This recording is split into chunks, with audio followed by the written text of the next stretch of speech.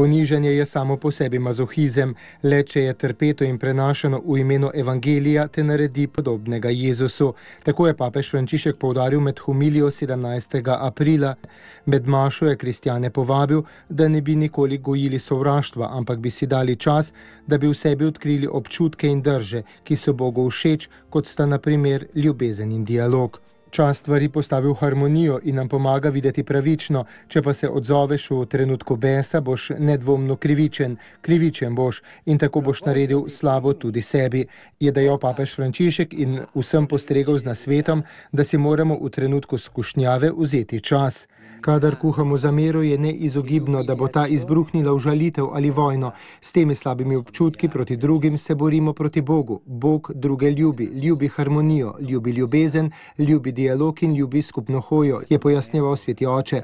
Nato je priznal, da se tudi njemu vedno zgodi, da kadar mu nekaj ni všeč, njegov prvi občutek ni božji, ampak je slab. Ustavimo se, je zato pozval in dajmo prostor svetemu duhu, da bi nam pomagal doseči pravičnost in mir.